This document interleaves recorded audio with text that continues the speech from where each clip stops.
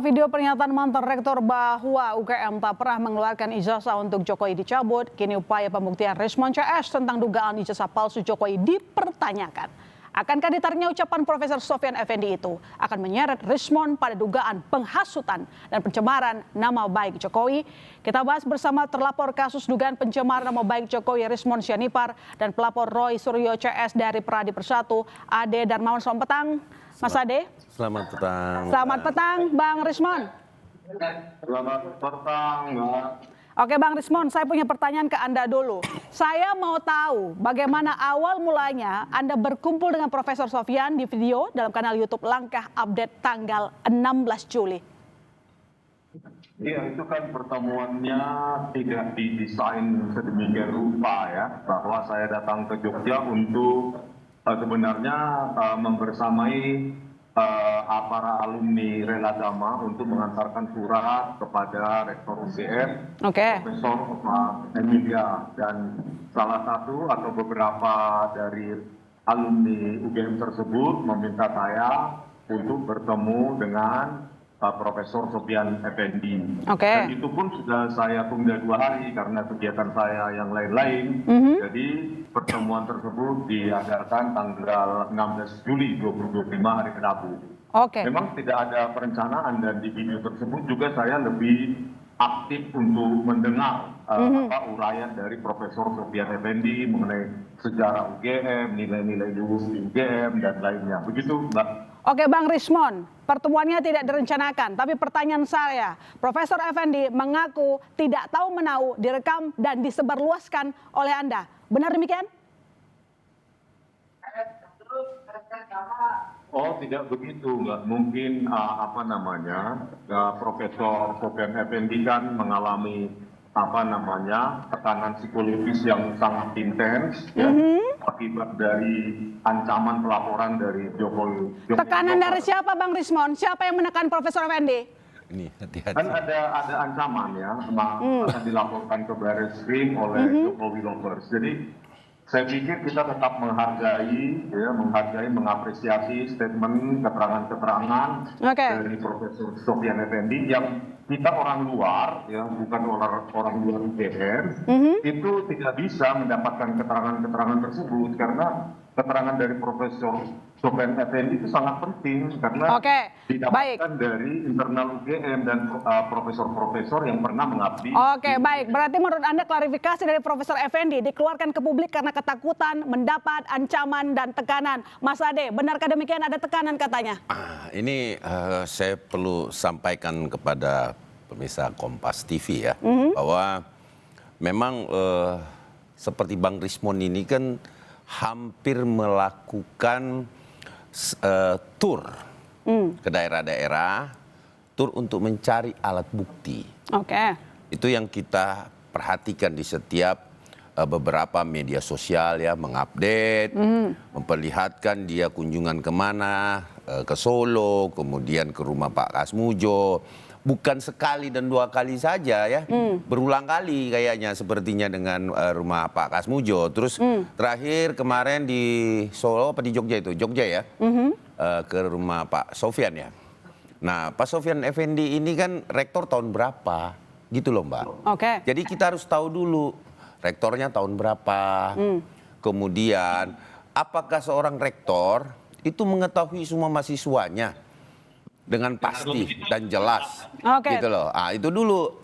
Nah, pada saat dia menjadi rektor ya. Jadi intinya menurut Anda memang tidak ada tekanan itu? Kalau ada tekanan saya rasa tidak ada, Mbak. Karena gini. Tapi kira-kira menurut Anda kenapa Profesor Effendi bisa mengatakan bahwa Jokowi tidak lulus, lalu kemudian tiba-tiba cuma berselang beberapa hari kemudian mengkonfirmasi, mengklarifikasi pernyataannya? Nah, justru di situ kita lihat. Ketika kemudian. Menurut Anda bukti yang ingin dicari oleh tim Bang Rismon nggak ada? Zong. Nol. Zong bukti Anda, Bang Rismon. Bukti Anda zong, nggak ada. Mengada-ngada maksudnya. Mengada-ngada. Bang Rismon. Mengada-ngada, Mbak. Jadi. Ya, saya bicara dulu, Bung Adi.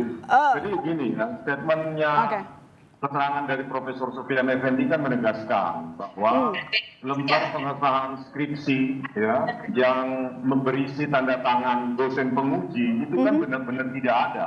Oke. Baik Enggak. pada saat saya datang ke Tapi- perpustakaan UGM sendiri, Fakultas Kehutanan UGM, maupun ketika diberikan kepada kami pada pertemuan 15 Nah, April. silakan. bicara dengan kebenaran Bang Rismon, ya perlu saya sampaikan kepada Bang Rismon bahwa kalau kita berbicara kebenaran, tidak perlu dicabut pernyataan itu.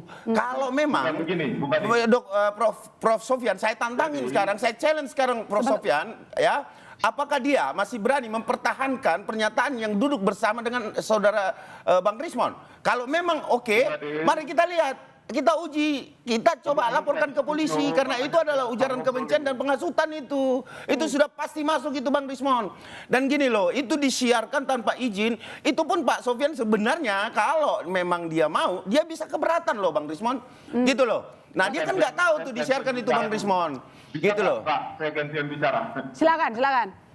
Bang Rismon. Ya, jadi kan berkesesuaian bahwa keterangan Pak Profesor Sofyan Effendi, skripsi tersebut tidak pernah diuji, terbukti secara materi, tidak ada lembar pengesahan penguji di situ, berkesesuaian. Itu kan menurut Bang Rismon. Bentar dulu Bung Adi. Anda saya biarkan kok malah apa ya? Iya, enggak. Nah, Jadi kita bicara kebenaran Bang Rismon. ada apa namanya keterangan juga dari Profesor Sofyan Effendi bahwa terdaftar sebagai sarjana muda dan di Universitas Gajah Mada itu memang ada 4 semester ya seleksi. Kalau di IPK di bawah 2 sesuai dengan keterangan Pak Joko Widodo itu di UI itu kan memang tidak lulus begitu loh. Artinya depo. Jadi memang semua kan berkesesuaian dan Bung Adi tolong jangan mengancam-ancam rektor kami. Ya, Nah, itu rektor- kami tidak mengancam rektor saudara, tetapi kita challenge kalau memang kalau ini kebenaran Bang Rismon, kalau kita berbicara kebenaran Bang Rismon tidak ada ancaman di situ. Kalau memang benar, ya ini Bang Rismon, kalau memang benar bahwa Pak Sofyan Effendi mengetahui semua dan bisa mengadakan bukti-bukti itu, baik saksi-saksi dan lain sebagainya, kenapa takut? Nggak usah dicabut. Kita coba adukan ke polisi. Oke. Gitu loh. Jadi Bang Rismon, sebenarnya kita kembali ke pertanyaan awal saya tadi. Sebenarnya Prof Effendi itu tahu tidak direkam dan tahu tidak bahwa akan Anda sebarluaskan? Oh iya, Mbak. Oke, tahu. Sangat tahu karena Tapi pernyataannya berbeda. itu yang ada di situ kan bukan hanya saya saja, ada Oke. alumni UGM juga 2 orang di sebelah kiri.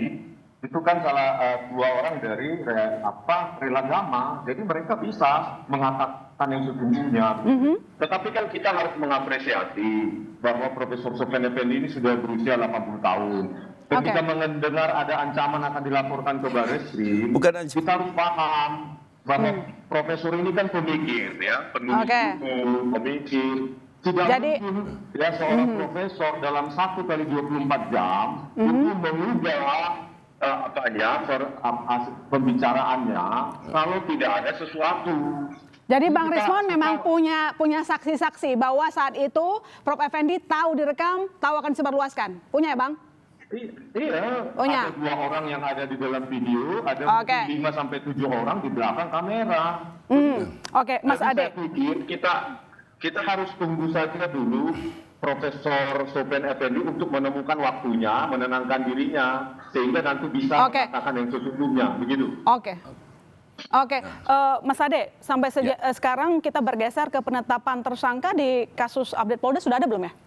Ini saat ini tadi itu untuk pelapor dari kita itu kami sudah memberikan keterangan 2 sampai 3 orang. Oke. Tadi udah selesai memberikan keterangan, tapi kalau ditanyakan bahwa kapan penetapan tersangka, saya rasa itu pada saat mungkin biasanya yang terjadi itu pada saat pemeriksaan dari telapor, kemudian nanti naik status. Saya rasa sedikit lagi Oke, sih, berarti- karena kita masih ada 8 atau 9. Oh, 8 atau 9. Kalau begitu saya bertanya yang lain deh kalau begitu. Ini kan kita lihat kemarin rilis UGM, Ya. menyatakan, saya bacakan ya, Mas. Kami menyayangkan pihak-pihak yang telah menggiring beliau untuk menyampaikan opini yang keliru dan tidak berdasar.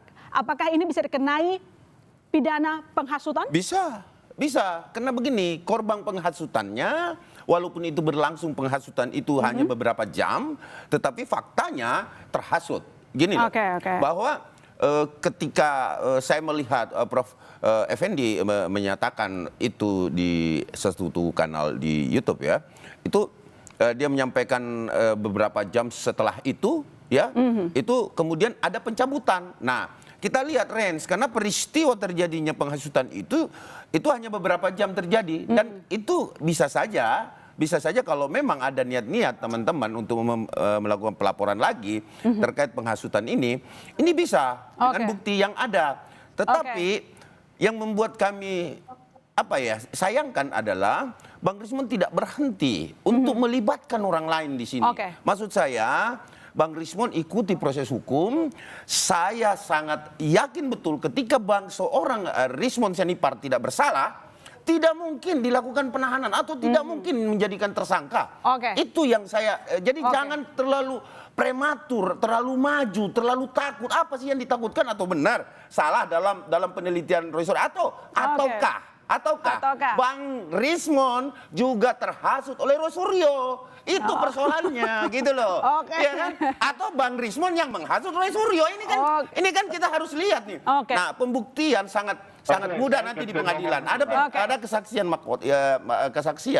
itu yang akan dipisah-pisah mereka. Nah, kita lihat dari mana nih? Misalkan sumbernya dari Bang Rismon duluan. Nanti tunjuk-tunjukan tuh. Nah, kita lihat aja nanti.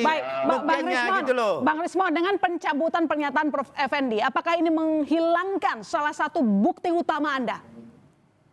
Oh, ini cuma bukti pendukung ya, berdasarkan kajian bukti pendukung dan berkesesuaian dengan keterangan Profesor Sofyan Effendi. Dan Bung Adin, kami tidak takut ya, jangan menggiring bahwa kami takut. Kami mematuhi panggilan ataupun undangan klarifikasi Polda Metro Jaya. Dan saya telah melaporkan Joko Widodo atas dugaan penyebaran berita bohong terkait keterangan Pak Kasmujo. Jadi Pak Jokowi juga harus tunduk dan patuh pada undang-undang dan peraturan hukum di bawahnya. Dan saya juga berencana akan melaporkan Joko Widodo atas penyebaran berita bohong terkait jurusan teknologi kayu UGM yang tidak pernah ada.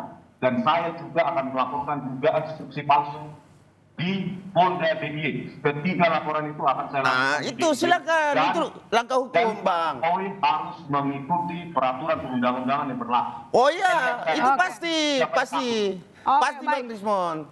Cuman yang saya sayangkan kepada Bang Rismon ini adalah kenapa sih mencari.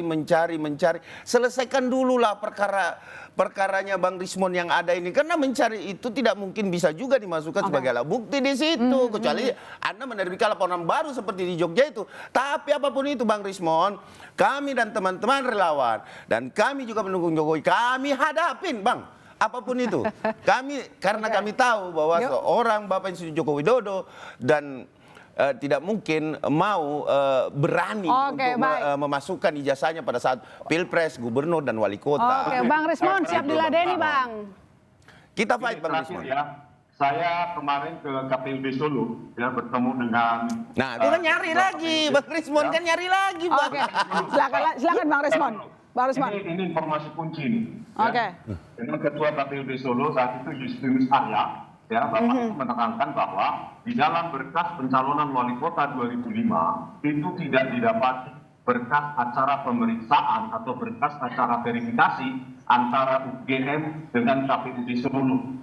Jadi tidak ada diverifikasi ijazah fotokopi legalisir yang dipakai oleh saat awal kot. Laporkan KPU dong. Jangan Bapak Jokowi yang Anda laporkan, salah alamat itu. Yang Anda laporkan KPU dong. Kan begitu, yang tidak memverifikasi. Berarti itu alat administrasi dong. Gimana sih? Ikut-ikutan relawannya ini, saya bingung. Iya, Bang Rismon harusnya melaporkan KPU. Kenapa tidak diverifikasi gitu loh? Gitu loh, Bos. Jangan dikit-dikit yang salah Pak Jokowi, dikit-dikit yang salah Bapak Jokowi gitu loh. Jokowi Dodo pribadi bukan urusan relawan Jokowi, biarkan Jokowi yang melaksanakan. Oh, tidak bisa, itu urusan kami semua. Urusan kami, Bang. Kita tunggu kelanjutan. Urusan kami, Bang. Kita tunggu kelanjutannya di meja hukum. Terima kasih, Mas. Terima kasih. Mas Ade, terima kasih Bang Rismon telah bergabung di Kompas Petang. Selamat petang.